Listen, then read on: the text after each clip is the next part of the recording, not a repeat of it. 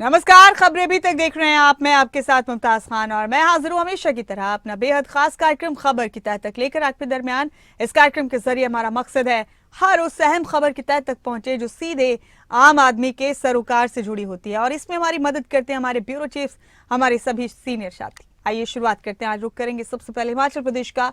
आपको बता दें कि आज हिमाचल कैबिनेट की अहम बैठक होगी।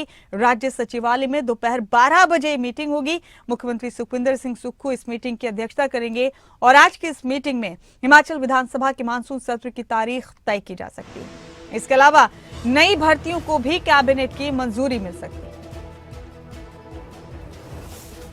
बड़ा अपडेट है आपके टीवी स्क्रीन पर। बड़ी खबर आपको दे रहे हैं। मुख्यमंत्री सुखविंदर सिंह सुक्खू की अध्यक्षता में आज हिमाचल कैबिनेट की अहम बैठक होने जा रही है। आज की इस कैबिनेट बैठक में मानसून सत्र की तारीख तय की जा सकती है, साथ ही नई भर्तियों को भी मंजूरी दी जा सकती है। दोपहर करीब 12 बजे राज्य सचिवालय में होगी ये बैठक। मुख्यमंत्री सुखविंदर सिंह सुक्खू की अध्यक्षता में ये बैठक होगी कैबिनेट की, और कई अहम फैसले लिए जा सकते हैं। आज की इस बैठक में कई अहम प्रस्ताव भी लाए जा सकते हैं।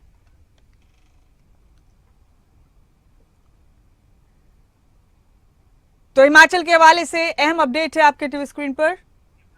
मेरे साथ शिमला से हमारे ब्यूरो हेड प्रदीप ठाकुर इस खबर पर सीधे जुड़ गए। उन्हीं का रुख करेंगे ज्यादा जानकारी के लिए। प्रदीप, हिमाचल कैबिनेट की बैठक के आज जाहिर है कई बड़े फैसले लिए जाने हैं, कई प्रस्ताव भी लाए जा सकते हैं। क्या उम्मीद की जा सकती है आज की इस बैठक से? प्रदेश में क्या फैसला लिया जा सकता है आज, प्रदीप? बिल्कुल, देखिए काफी महत्वपूर्ण है आज की कैबिनेट बैठक, क्योंकि मानसून सत्र को लेकर आज तिथियां फाइनल की जा सकती हैं, मगर 28 अगस्त से पहले सत्र बुलाना जरूरी है। तो ऐसे में संभावना यही है कि आज की मानसून सत्र की जो तारीखें हैं वो तय कर दी जाएंगी, और विधानसभा सचिवालय की तरफ से भी जो राज्य सरकार को संभावित तिथियां बताई गई हैं उसके हिसाब से ही कैबिनेट इसमें फैसला लेगी, और फिर तिथियों को फाइनल करके राजभवन को भेजा जाएगा, जहां से सत्र बुलाने के आदेश जारी होंगे। और इसके साथ साथ नई भर्तियों को लेकर भी आज फैसला हो सकता है। कई विभागों में नए पद सृजित होने हैं, और जिस तरह से अब हम कह सकते हैं कि एक स्थिर और मजबूत सरकार है, तो अब सरकार की कोशिश यही है कि जो भर्तियां करनी है वो अब तेज गति से हों, और इसके साथ साथ जो पेंडिंग रिजल्ट्स हैं वो भी समय रहते निकाले जा सकें। और जो कैबिनेट सब कमेटियों में पूर्व में फैसले हुए हैं उनको भी आज कैबिनेट बैठक में रखा जा सकता है। उसके बाद कोई बड़ा फैसला कैबिनेट की तरफ से लिया जाएगा। इसके साथ साथ जो पटवारी और कानूनगो है उनका स्टेट कार्टर बनाने का एक इश्यू चल रहा है। राज्य सरकार ने पहले भी नोटिफिकेशन की थी, लेकिन बाद में उसको विथड्रॉ करना पड़ा, क्योंकि ये दोनों जो कर्मचारी वर्ग हैं ये चाहते हैं कि हमें स्टेट कार्टर में ना लिया जाए, जो पहले की व्यवस्था है वैसा ही रखा जाए। उसको लेकर भी आज रिव्यू किया जा सकता है उस फैसले को। और इसके साथ साथ शिक्षा विभाग में कम छात्र संख्या वाले स्कूल हैं और 700 से ज्यादा इनकी संख्या बनती है, तो इन पर भी आज फैसला हो सकता है कि इनको किस नजदीकी स्कूल में, जो 2 किलोमीटर के दायरे में स्कूल हैं, उनमें उनको मर्ज करना है। तो ये फैसला भी आज कैबिनेट कर सकती है, या इससे जुड़े निर्देश जो हैं वो दिए जा सकते हैं। इसके अलावा भी कई एजेंडा आइटम इसमें आने हैं कैबिनेट बैठक में, तो देखना ये होगा कि बड़े जो एजेंडा हैं वो क्या रहने वाले हैं। जी, नई भर्तियों को मंजूरी मिल सकती है, मानसून सत्र की तारीख भी तय हो सकती है। प्रदीप, यानी कुल मिलाकर आज की बैठक बहुत अहम है। प्रस्ताव कौन कौन से लाए जा सकते हैं, तजवीज कौन कौन सी लाई जा सकती हैं, क्या इसकी कोई जानकारी है प्रदीप? बिल्कुल, देखिए जो प्रस्ताव हैं भर्तियों से जुड़ी अगर बात की जाए तो कुछ इश्यूज ऐसे चल रहे हैं जो कोर्ट में इस वक्त कोर्ट में भी फंसे हुए हैं, विजिलेंस जांच में भी हैं। उनको लेकर भी तय किया जाना है कि उसमें आगे क्या रणनीति रहेगी। और कुछ पद रहते हैं, हर विभाग अपने अपने स्तर पर कुछ पोस्ट भरना चाहता है, तो उनके भी अलग अलग पद जो है वो सृजित किए जा सकते हैं। हालांकि जो महत्वपूर्ण प्रस्ताव है उसमें यही लग रहा है कि शिक्षा विभाग से जुड़ा हुआ होगा, और मानसून सत्र से जुड़ा हुआ इसमें रहेगा। उसके साथ साथ नई भर्तियों की और मुख्यमंत्री की जो घोषणाएं अलग अलग समय पर हुई हैं उनको भी अप्रूवल दिलाने के लिए कैबिनेट में विषय आ सकता है। इसके साथ साथ एचआरटीसी में भी एक फैसला हुआ है कि जो घाटे के रूट्स चल रहे हैं, जहाँ पर फायदा नहीं है, वहां पर बस सेवाओं को बंद करके वहां पर टेम्पो ट्रेवलर चलाई जाए। इस तरह की भी एक प्रस्ताव है, तो संभवतः वो भी आज की कैबिनेट बैठक में आ सकता है। जी प्रदीप, बहुत शुक्रिया आपका इस खबर पर तमाम अपडेट के लिए। लेकिन गुजारिश है आपसे कि आप बने रहे हमारे साथ, अगली हम खबर पर भी रुक करेंगे आपका। मनाली से दे रहे हैं बड़ा अपडेट अपने दर्शकों को। मनाली में बादल फटने से बाढ़ आ गई। यहां पलचान में इसके बाद अफरा तफरी मच गई। बादल फट जाने से मलबा सड़क पर आ गया और मलबा आने से मनाली लेह मार्ग पूरी तरह से बंद हो गया है। पुल और पावर प्रोजेक्ट्स को भी नुकसान पहुंचा। अहम अपडेट आपको दे रहे हैं मनाली से। बादल फट जाने से देखिए बाढ़ जैसे हालात हैं, पुल और पावर प्रोजेक्ट को भी नुकसान पहुंचा है और इसके बाद पलचान इलाके में अफरा तफरी मच गई। मनाली लेह मार्ग पूरी तरह से अवरुद्ध हो गया क्योंकि बादल फट जाने से मलबा हाईवे पर आ गया। प्रदीप ठाकुर हमारे ब्यूरो हेड बने हुए मेरे साथ लगातार। प्रदीप, तस्वीरें हम दिखा रहे हैं अपने दर्शकों को। मनाली में बादल फट जाने से पलचान इलाके में काफी अफरा तफरी मच गई, मलबा भी आ गया हाईवे पर। मनाली लेह मार्ग पूरी तरह से बंद हो गया है। जान सकते हैं प्रदीप, अभी किस तरह की सूरत हाल है यहाँ पर, प्रशासन की तरफ से क्या जा रहा है, लोगों को राहत देने के लिए क्या कुछ किया जा रहा है? बिल्कुल, देखिए जो जानकारी है कि बीती रात को श्री अंजनी महादेव में वहां पर बादल फटा और उस नाले में बाढ़ आ गई थी, जिसके बाद ये मलबा सारा पलचान जो पुल है उसके ऊपर आ गिरा और आसपास भी। इसके साथ साथ कुछ घरों को भी, एक दो घर को भी थोड़ा नुकसान हुआ है। एक पावर प्रोजेक्ट है, उनके भी एक और दफ्तर को वहां पर नुकसान पहुंचा है, इस तरह की जानकारी है। हालांकि प्रशासनिक टीम मौके पर पहुंच चुकी है और मलबा हटाने का काम चल रहा है। दिन तक जो है वो मलबा हटा दिया जाएगा और फिलहाल जो मनाली लेह मार्ग है पलचान वाया पलचान वो बाधित हो चुका है, अवरुद्ध है, लेकिन रोहतांग टनल के जरिए उसको खोल दिया गया है, इस तरह की सूचना है। क्योंकि ये काफी महत्वपूर्ण मार्ग है और हम कह सकते हैं कि जो लेह लद्दाख के लिए जो रास्ता जाता है, लाहौल स्पीति के लिए जाता है, तो दो रास्ते उसके लिए, एक तो रोहतांग टनल से होते हुए और दूसरा रोहतांग दर्रा से होते हुए। तो ये जो दर्रा वाला जो मार्ग है जो पलचान से होकर आगे उसमें गुजरते हैं, तो वो फिलहाल अवरुद्ध हो गया है। लेकिन वाया अटल टनल जो है लोगों को वहां पर शिफ्ट किया जा रहा है, क्योंकि इस वक्त बसेज भी चलती हैं और इस वक्त वहां पर सीजन भी चला हुआ है। लाहौल स्पीति से भी कई नकदी फसलें बाजार में आती हैं और पर्यटक भी उस ओर जाता है। सेना के लिए भी काफी महत्वपूर्ण ये मार्ग है, क्योंकि बीआरओ जो सीमा सड़क संगठन है उसके अंदर ये रोड है, तो वो इसको बहाल करने में जुटे हुए हैं और लोगों को कहा गया है कि आप ज्यादा इसमें जो है वो दिक्कत ना लें और ये मार्ग जल्द ही बहाल कर दिया जाएगा। जी तो प्रदीप, अब बरसात के मौसम में इस तरह की समस्याएं अक्सर हिमाचल प्रदेश के अलग अलग हिस्सों से सामने आती हैं और हम देखते हैं कि लोग काफी परेशान होते हैं। प्राकृतिक आपदा है, इसमें कोई कुछ कर भी नहीं सकता, लेकिन कुछ प्रिकॉशनरी मेजर्स लिए जाते हैं कि फिर ड्रेनेज का सिस्टम ठीक हो, कम से कम लोगों को अलर्ट भी किया जाता है ऐसे संवेदनशील इलाकों में। इस बार ऐसी क्या तैयारियां हैं कि प्राकृतिक आपदा से कम नुकसान हो और लोगों को पहले से अलर्ट किया जा सके? बिल्कुल, देखिए मौसम विभाग की तरफ से पहले ही ये पूर्वानुमान लगाया गया था कि कुछ इलाकों में, प्रदेश के कुछ हिस्सों में फ्लश फ्लड की घटनाएं हो सकती हैं, बाढ़ आ सकती है, मध्यम के करीब बाढ़ आने की संभावना इस तरह की जताई गई है। हालांकि जिला प्रशासन और जो लोकल एडमिनिस्ट्रेशन है उनकी तरफ से बाकायदा इसको लेकर एडवाइजरी पहले भी जारी की गई थी कि जो जब बारिश का मौसम हो तो इन इलाकों की तरफ ना जाएं। लेकिन जब बादल फटने की घटनाएं होती हैं तो कई बार ऐसी चीजें होती हैं कि उसमें चाहे सरकारी मशीनरी हो चाहे बाकी लोग हों, वो इसमें पहले कोई जो है पूर्वानुमान नहीं लगा सकते हैं।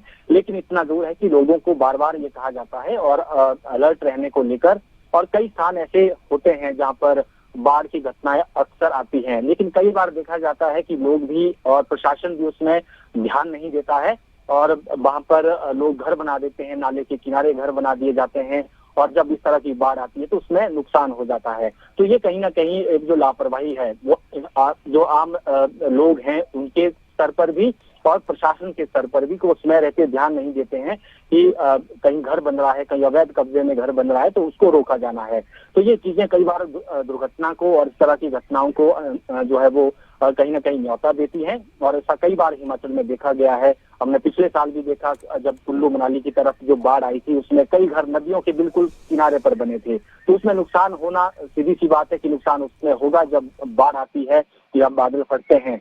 तो ऐसे में सब लोगों को इसमें सचेत होने की जरूरत है और इसके साथ साथ जो प्रशासन के स्तर पर खासतौर पर पर्यटकों को जो एडवाइजरी रहती है, क्योंकि पर्यटक पहली बार कई बार घूमने आता है और उन्हें जानकारी नहीं होती है, उनको जरूर पहले अलर्ट रहने की जरूरत है।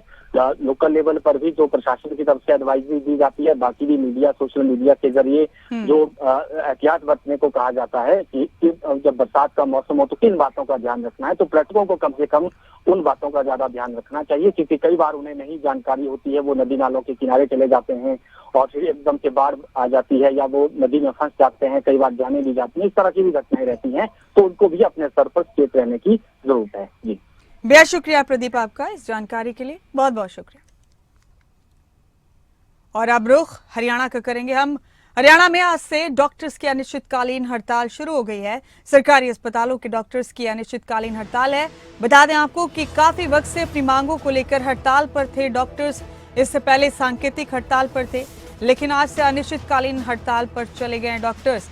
अब हड़ताल के चलते जाहिर सी बात है मरीजों को भारी परेशानी होगी, लेकिन इस सब के बीच मुख्यमंत्री के चीफ प्रिंसिपल सेक्रेटरी ने डॉक्टर्स को बातचीत के लिए बुलाया। Haryana civil medical services association के साथ बैठक करेंगे सीएम के chief principal secretary Rajesh Khullar.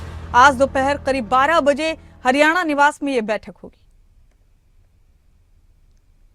तो बड़ा अपडेट दे रहे हैं आपको। इस बीच खबरें आई लगातार इधर उधर से सामने कि मरीजों को परेशानी हो रही है डॉक्टर्स की हड़ताल की वजह से। तमाम अपडेट भी हमने आप तक पहुंचाए। इस बीच आपको यह भी बता दें कि डॉक्टर्स की मांगे क्या हैं। पीजी कोर्स के बॉन्ड में कमी हो ऐसा डॉक्टर्स मांग कर रहे हैं। एसएमओ की सीधी भर्ती रोकने की भी मांग कर रहे हैं। सरकारी भत्ते में इजाफे की मांग कर रहे हैं डॉक्टर। वहीं बॉन्ड पॉलिसी को 50 लाख रुपए किया जाए। ये तमाम मांगे हैं हरियाणा के सरकारी डॉक्टर्स की। तो अब अपनी मांगों को लेकर अनिश्चितकालीन हड़ताल पर चले गए डॉक्टर्स। मेरे साथ इस खबर पर हमारे स्टेट हेड जितेंद्र चौधरी जुड़ चुके हैं। उन्हीं का रुख करेंगे यहां ज्यादा जानकारी के लिए इस अहम खबर पर। जितेंद्र, आज हरियाणा के सरकारी डॉक्टर्स हड़ताल पर गए हैं। जाहिर है ये बड़ी खबर है, मरीजों को खासी दिक्कतों का सामना करना पड़ रहा है अभी आगे, और पूरे दिन भर क्या होगा ये देखने वाली बात होगी। लेकिन इस सबके बीच डॉक्टर्स की मुलाकात भी है। डॉक्टर्स के एक प्रतिनिधिमंडल की सरकार के नुमाइंदे के साथ राजेश खुल्लर सीएम के प्रिंसिपल चीफ सेक्रेटरी उनसे मिलेंगे दोपहर करीब 12 बजे। पूरा मामला क्या है जितेंद्र, तफसील से बताइए। क्या मांगे हैं आखिर डॉक्टर्स की जिन्हें लेकर हड़ताल का फैसला किया है?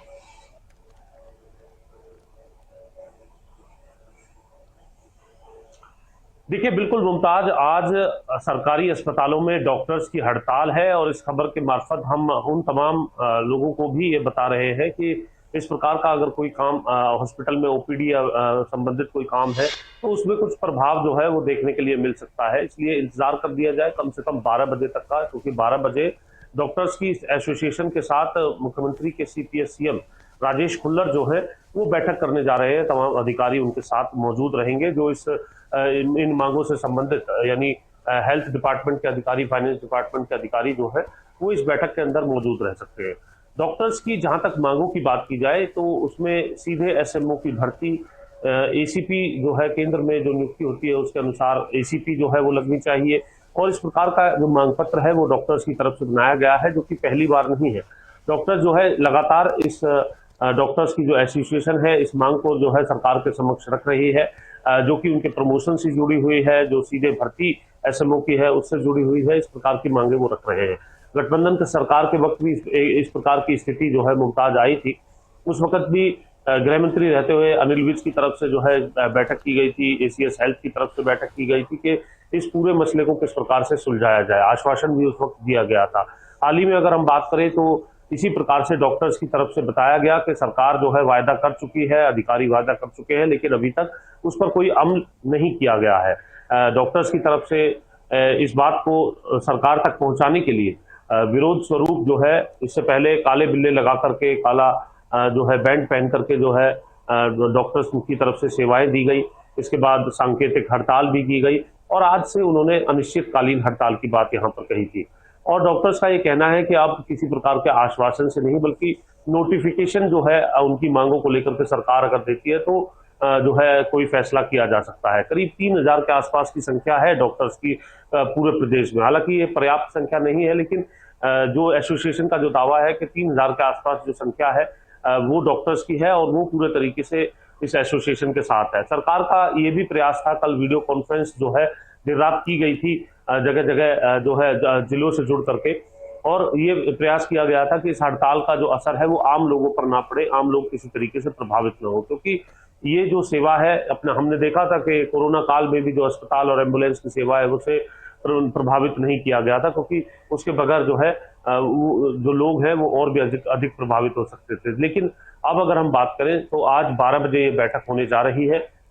ये देखना होगा कि डॉक्टर्स की इन मांगों को लेकर के सरकार किस प्रकार का ठोस आश्वासन देती है, जिसके बाद ये कहा जा सकता है कि हड़ताल कुछ और समय के लिए क्या टलती है या फिर पूरे तरीके से खत्म की जाती है। डॉक्टर्स की तरफ से जो एसोसिएशन के 4 जो डॉक्टर्स है, जिसमें अध्यक्ष राजेश ख्यालिया भी जो है कल मौजूद रहे, और कल दोपहर बाद उनकी तरफ से भूख हड़ताल शुरू कर दी गई थी 24 तारीख को ही डीजी हेल्थ के दफ्तर के बाहर पंचकुला में। जिसके बाद हमने देखा कि शाम को एक लेटर जो है वो सामने आया था। लेटर के अंदर लिखा हुआ था कि 24 तारीख को एक बैठक करनी थी, लेकिन अब हम उसे 25 तारीख यानी आज 12 बजे इस बैठक को कर रहे हैं। ये बैठक काफी महत्वपूर्ण है स्वास्थ्य सेवाओं के लिए सरकारी अस्पतालों में, पूरे प्रदेश के सरकारी अस्पतालों में, और डॉक्टर्स की जो मांग है उसको लेकर के अब ये देखना है कि लोगों की से जुड़ा ये मसला, जो ऐसा मसला है जिसे बिल्कुल भी एक पल भी नहीं टाला जा सकता। आपातकालीन सुविधाओं से लेकर के ओपीडी तमाम जो सुविधाएं हैं उनको डॉक्टर्स की तरफ से बंद किया गया है। राजेश ख्यालिया से हमने कई दौर की बात भी की है, खबरें अभी तक उन्होंने बताया कि ये बिल्कुल भी उनका मकसद नहीं है, लेकिन डॉक्टर्स की जो भूमिका कोरोना काल में भी रही, इसके बाद भी रही, और उसके बाद इस प्रकार की स्थिति सरकारी अस्पतालों में है कि लोग जो है वो इन्हीं कारणों से, जो डॉक्टर्स हैं वो सरकारी जो सुविधाएं हैं, अस्पताल है, उनके अंदर जो है सेवाएं नहीं देना चाह रहे हैं और प्राइवेट की ओर या फिर अपने जो रोजगार की तरफ खुद जो है कोई क्लिनिक या फिर कोई अस्पताल खोलते हुए नजर आते हैं। तो ये कई ऐसी मांगे हैं जो डॉक्टर्स की, जिन्हें लेकर के उनका कहना है बॉन्ड पॉलिसी को लेकर के भी एक मांग जो है इसके अंदर शामिल की गई है कि उसकी राशि जो है वो कम की जाए। बहुत सी मांगे हैं जिन पर सहमति बन चुकी है, सकारात्मक बैठक हो चुकी है, लेकिन अभी तक नोटिफिकेशन ना होने की वजह से डॉक्टर्स की एसोसिएशन की जो नाराजगी है मुमताज, वो बरकरार बनी हुई है। और आज 12 बजे की इस बैठक में यह तय होगा, यानी अब से करीब 2 घंटे बाद ही ये बैठक होनी है। उस बैठक में कितनी देर वो बैठक चलती है और किस तरीके का आश्वासन मिलता है, नोटिफिकेशन मिलता है, ये तमाम चीजें जो है इस बैठक के बाद तय होंगी, और उसी के बाद ये तय हो पाएगा कि आज अनिश्चितकालीन जो हड़ताल का जो घोषणा डॉक्टर्स की एसोसिएशन की तरफ से की गई थी, उसकी क्या दिशा दशा रहने वाली है। जी जितेंद्र, सब कुछ आज की इस मीटिंग पर निर्भर है, यानी मरीजों को भी, प्रदेश के मरीजों को भी जहनी तौर पर, दिमागी तौर पर तैयार रहना होगा इस बात के लिए कि क्या फैसला आखिर लिया जा सकता है इस मीटिंग में। बहुत शुक्रिया आपका जितेंद्र, इस खबर की तह तक पहुंचने के लिए बहुत बहुत शुक्रिया आपका। और आगे बढ़ते हुए आपको बता दें कि विधानसभा चुनाव की तैयारियों में जुट गया है हर कोई। अब विधानसभा चुनाव की तैयारियों को लेकर सियासी पार्टियां हरियाणा में एक दूसरे के खिलाफ भी जोर आजमाइश कर रही हैं। बीजेपी और कांग्रेस निकाल रही हैं यात्राएं, और 28 जुलाई से हरियाणा बीजेपी अध्यक्ष सभी जिलों में प्रवास कार्यक्रम करेंगे। मोहनलाल बड़ौली सभी जिलों में प्रवास कार्यक्रम करने वाले। 2 अगस्त से मुख्यमंत्री नायब सिंह सैनी के जिला प्रवास कार्यक्रम शुरू होंगे। सभी विधानसभा हलकों में जिला प्रवास कार्यक्रम होंगे। सभी मंत्रियों, विधायकों और नेताओं के जिला प्रवास कार्यक्रम शुरू हो चुके हैं। कांग्रेस की हरियाणा मांगे हिसाब यात्रा लगातार जारी है। वहीं कुमारी सैलजा भी 27 जुलाई से प्रदेश भर में यात्रा शुरू करेंगी। आगामी चुनाव की तैयारियों में जुट गई हैं इनेलो और जेजेपी भी। आम आदमी पार्टी ने भी 5 चुनावी गारंटियों का ऐलान कर दिया है। तो जितेंद्र चौधरी हमारे स्टेट हेड इस खबर पर भी हमारे साथ बने हुए हैं, लगातार उन्हीं का रुख करेंगे यहां इस खबर की तह तक भी पहुंचने के लिए। विधानसभा चुनाव जल्द है हरियाणा में जितेंद्र, और हम देख रहे हैं कि हरियाणा में राजनीतिक सरगर्मियां काफी तेज हैं। वो चाहे राष्ट्रीय पार्टी हो या फिर स्थानीय पार्टियां, हर कोई जोर आजमाइश में लगा हुआ है। अब यात्राओं का दौर जारी है जितेंद्र, हर पार्टी किसी न किसी तरीके से यात्रा निकाल रही है, और इसके बाद फिर एक दूसरे पर वार पलटवार का सिलसिला भी जारी है। राजनीतिक जंग काफी दिलचस्प हो चली है जितेंद्र हरियाणा में। तफसील से बताइए क्या चल रहा है हरियाणा में चुनाव को लेकर।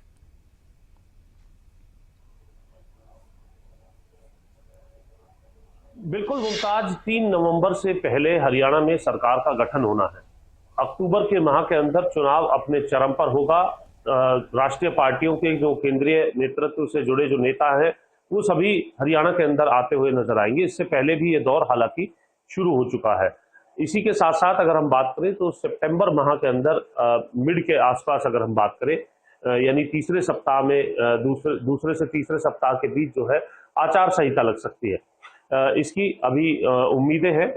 फाइनल डिसीजन तो इसको लेकर के चुनाव आयोग को लेना है, लेकिन इससे पहले ही, क्योंकि अब वक्त अगर हम देखें तो जुलाई का महीना जो है अंत पर है, अगस्त और सितंबर मुख्य तौर पर यही वक्त जो है बचा हुआ है सियासतदानों के पास, हरियाणा की उन क्षेत्रीय पार्टियों के पास भी, और राष्ट्रीय पार्टी के तौर पर अगर हम खासतौर से 2 प्रमुख पार्टी जो जिनके बीच में मुकाबला हरियाणा के अंदर देखने के लिए भी मिला, कांग्रेस और भाजपा की अगर हम बात करते हैं, तो सभी पार्टियां अपनी तैयारियों में लग गई। इस बात में कोई दो राय नहीं है। हमने देखा कि केंद्रीय गृह मंत्री अमित शाह के जो दौरे हैं वो हो चुके हैं। दक्षिण हरियाणा के अंदर, पंचकुला के अंदर भी वो पहुंचे थे और बैठक जो है कार्यकर्ताओं के साथ यहाँ पर ली गई थी। किस तरीके से विरोधी पार्टियों के नेताओं पर और खासतौर से पूर्व मुख्यमंत्री भूपेंद्र हुड्डा पर जो वार और तंज कसे जा रहे हैं, वो दर्शा रहा है कि चुनाव जो है वो अब पूरे तौर पर आ चुका है, बिगुल बज चुका है।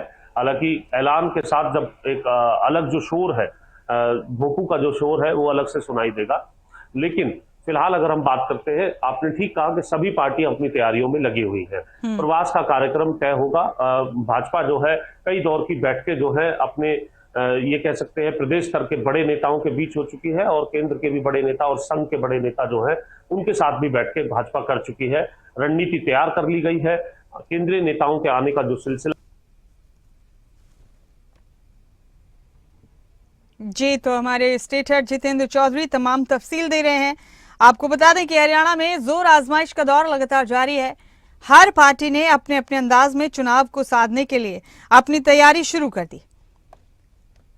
बीजेपी और कांग्रेस की यात्राएं चल रही हैं। इस पर बार पलटवार भी लगातार जारी है। आम आदमी पार्टी ने अपनी गारंटियां लॉन्च कर दी हैं हरियाणा में और इनेलो और जेजेपी भी पूरी तरह से मैदान में उतर चुके हैं। जितेंद्र, आपका बहुत शुक्रिया इस अहम खबर पर तमाम अपडेट देने के लिए। आपका बहुत बहुत शुक्रिया।